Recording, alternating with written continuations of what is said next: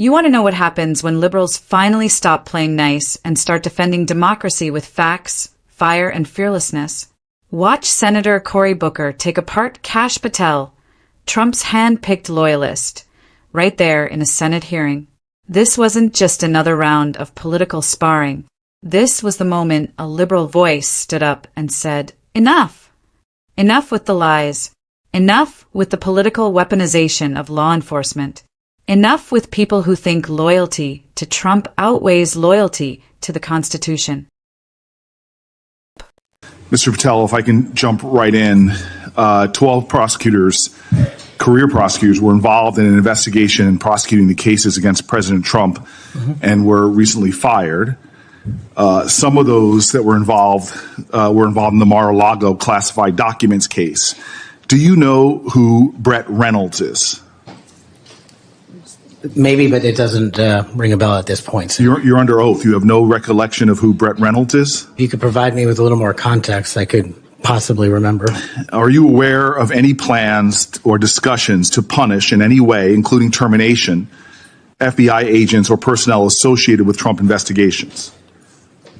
Senator, just to be clear, I did not participate in any of those DOJ Sir, decisions. that's a yes or no question. Are you aware of any plans or discussions to punish in any way, including termination, FBI agents or personnel associated with Trump investigations? Yes or no? I'm not aware of that, Thank you. Senator. There is no evidence of wrongdoing by FBI employees involved in these investigations.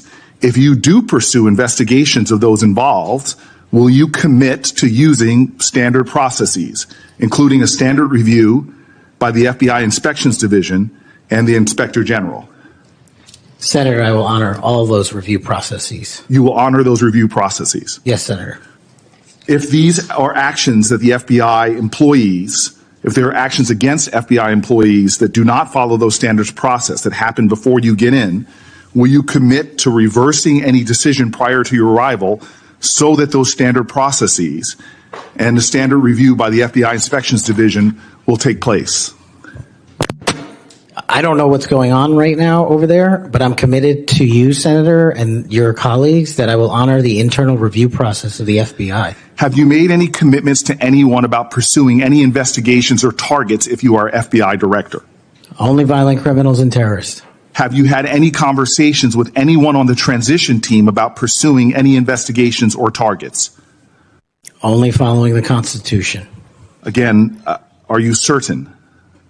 That I have told people on the Are you certain? Have you had any conversations with anyone on the transition team about pursuing any investigations or targets? Senator, to the best of my recollection, I've only said I will use the Constitution. Have you discussed specific investigations or targets you would pursue as FBI director with the President of the United States?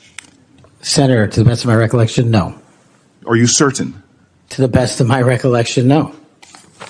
According to public reports, you were subpoenaed by the federal prosecutors to testify as a witness before the grand jury investigation investigating the Mar-a-Lago classified documents case.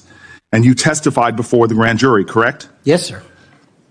And when you were before the grand jury, you pled the fifth on the basis of self-incrimination, correct? I utilized my constitutional rights during that process with the advice and consent of counsel and appeared before that grand jury. I will take that as a yes. And you are familiar, I imagine, with Section 6002 of Title 18. Off the top of my head, Senator, not. Well, Section 6002 is the immunity statute. Whenever a witness refuses to testify or provide other information before a grand jury based upon the privilege against self-incrimination, the court can order the witness to testify. The witness must comply with the order, but they receive immunity, which means that no testimony or any other information provided before the grand jury can be used against them in any criminal proceeding. You were compelled to testify as a witness in the Mar-a-Lago classified document case. Did you participate in any criminal conduct involved in that case? Involved in which, the Mar-a-Lago classified documents case? Yes. No, I testified through compulsion by court order. You received immunity for providing information that was self-incriminating. Do you remember the name of the prosecutor who questioned you? There were multiple, Senator. I do not. Was it one of the people, were any of them people that were fired this past week? I have no idea, Senator. Are you certain you're under oath? I'm aware that I'm under oath, Senator, and I have no idea, and I did not participate in the removal of any DOJ prosecutors. What was the information you provided that you received immunity for? Senator, I would love my grand jury testimony to be released, but as you know, that grand jury testimony has been sealed by the Department of Justice, and I'm not allowed to discuss it here. Well, I find it troubling that you do not know the law here, and let me tell you what the law is. Rule 6 governs grand jury proceedings. Under Rule 6E, grand jurors, court reporters, and prosecutors are bound to secrecy. But witnesses are not bound by secrecy. You were a witness in the classified documents case. You are not bound by secrecy. You can tell us everything that happened in that room and everything you testified about. I'll ask you again, what information did you provide to the grand jury? In this, we are agreement, Senator. Get my grand jury testimony. I want it made public. I asked the Department of Justice to make it public, and they refused to do so. There is no legal bound against you telling us right now what you testified to. When I asked for my transcript to be released, the Sir, Department did of you or Justice, did you not commit a crime? Senator, I did not commit a crime. Then why won't you tell us what you testified to? Because it occurred over the course of 3 weeks. I don't have the ability to recall everything I testified to, but I'm asking you to put my transcript Did you testify to down. witnessing the President of the United States declassifying documents? Senator, what I testified to is best captured by that transcript So in real time. you're not willing to tell Congress, after making many pledges today about transparency, whether or not you testified to witnessing the President of the United States declassify documents. In the name of all the values you have said today, did you or did you not testify to witnessing the President of the United States declassify documents? I testified accordingly and under oath, and I encourage you to get that transcript. And by the law of our land, you are free to tell people, what are you hiding from Congress? Answer the question. Did you testify to witnessing the President of the United States declassifying documents, yes or no? Senator, the grand jury testimony is available to you. I encourage you to make it public. As you likely know, the second volume of Jack Smith's report about the classified document case is not public yet. To fulfill our constitutional duty of advice and consent, the President, on nominations, members of this committee have asked the DOJ to review the report. Do you agree that Congress should thoroughly review its nominees? Yes or no? Yes. Okay. Now, last question, and I'll be done. When you and I met, you told me that you wanted to remove 11,000 FBI personnel or move many of them, and you said that again today. You have looked at an org chart to understand what offices and functions that you'll be pulling from. I don't think you've done a serious analysis, but I do think you have an assignment from Donald Trump to gut the FBI. You said yourself, I'll shut down the FBI Hoover building. There are people specifically that you are targeting, I believe. And do you agree that you have already prepared plans to remove certain individuals from their offices? For example, individuals that will be replaced by political personnel. The political personnel that are being put in an institution that you and I discussed that has no political appointees but one, the political personnel involve these names: Erica Knight, Tom Ferguson, Greg Bitzner. You stated your question. Would you answer? Or don't you want to? Okay. We can move on. Senator Blackburn. Before we get into the breakdown, do me a quick favor. If you believe in truth, accountability, and protecting democracy, hit that like button, subscribe, and drop a comment. I want to hear what you think, because this conversation matters. This channel isn't just about politics. It's about the country we're fighting to protect. Now, let's talk about what just went down. Kash Patel, a man who once pled the Fifth during the Trump documents investigation, sat under oath, nominated to lead the FBI. The same FBI that investigated Trump's mishandling of classified documents. And what did Booker do? He asked the questions that every American should have been asking. What deals were made?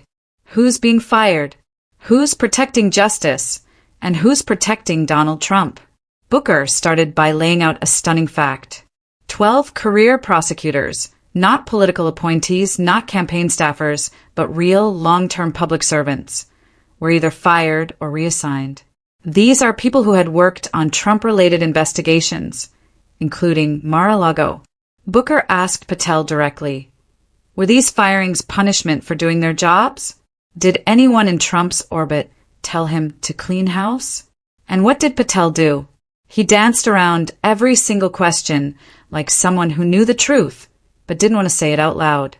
Patel couldn't even remember who Brett Reynolds was, one of the prosecutors involved. Booker reminded him that he was under oath, but Patel just kept hiding behind vague statements like, I don't recall, and I'm not aware. It was like watching someone play dodgeball with the truth. Then Booker went for the jugular, Patel's own legal history. He reminded everyone that Patel had been subpoenaed to testify before a grand jury in the Mar-a-Lago classified documents case, and that he'd invoked his Fifth Amendment rights. Eventually, Patel was compelled to testify under immunity.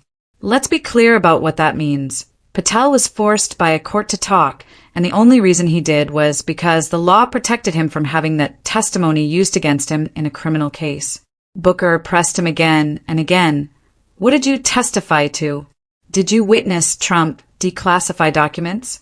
And every time, Patel refused to answer, pretending that he was legally barred from saying anything. But Booker caught him in a lie, because witnesses to a grand jury aren't bound by secrecy. Only jurors, court staff, and prosecutors are. Patel could have told the truth right there on camera. He just chose not to. That's not a minor detail. That's a massive red flag. Because if you're running to lead the FBI, the very institution responsible for upholding justice, and you can't be honest about your own past testimony, then what does that say about your leadership? What Booker exposed wasn't just evasiveness. It was a pattern, a blueprint for how Trump's allies plan to remake American institutions in their image. We're seeing it play out in real time. Booker reminded Patel that he had openly talked about removing 11,000 FBI employees, shutting down the Hoover Building, and essentially rebuilding the Bureau from scratch. That's not reform. That's revenge. That's what authoritarian regimes do when they want loyalty instead of law. Booker's questions hit a deeper nerve. He asked whether Patel had discussed targets or investigations with Trump or his transition team. Again, Patel dodged. No clear denial. No accountability. Just more, to the best of my recollection. That phrase, it's the political equivalent of a smirk. Here's why this matters. If someone running the FBI is already taking cues from a political campaign, the entire foundation of impartial justice collapses. We stop being a nation of laws and become a nation of factions. Imagine the FBI deciding who to investigate, not based on evidence, but based on who sits in the Oval Office. That's not law enforcement. That's tyranny. And then there's the issue of perception. Patel has a long history of using partisan rhetoric, naming so-called enemies, spreading conspiracy theories, and attacking career officials who didn't toe the Trump line. How can someone like that possibly claim to lead an independent agency? Even if he swears he'll be fair, perception matters. Public trust matters. The FBI relies on cooperation from agents, from other agencies, from citizens. If people stop believing that the FBI acts fairly, justice stops working altogether. Booker's questioning highlighted 3 key dangers if people like Patel gain control. Selective enforcement, where political allies are protected and enemies are punished. Self-censorship among agents and prosecutors who fear political retribution. And the total erosion of public trust in law enforcement. Once those 3 things fall apart, the country follows. This hearing wasn't about one man's appointment. It was about the survival of the rule of law. Booker knew that, and his calm but relentless questioning turned into something much bigger. A warning for America. If we let political operatives dismantle independent institutions, we'll wake up one day in a country where justice is just another word for loyalty. So what do? We demand transparency. We demand oversight. Congress must review Patel's grand jury testimony, the prosecutor firings, and the full extent of Trump's influence. The public deserves the truth. We also need stronger legislative protections for career officials so they can't be fired for doing their jobs. And above all, we need to stay informed, stay engaged, and refuse to look away. Because if we don't, this isn't just about the FBI, it's about the future of American democracy. So if you found this breakdown useful, hit like, drop a comment with your thoughts, and subscribe. We're going to keep exposing what they want hidden and defending what makes this country worth fighting for: justice, equality, and the truth.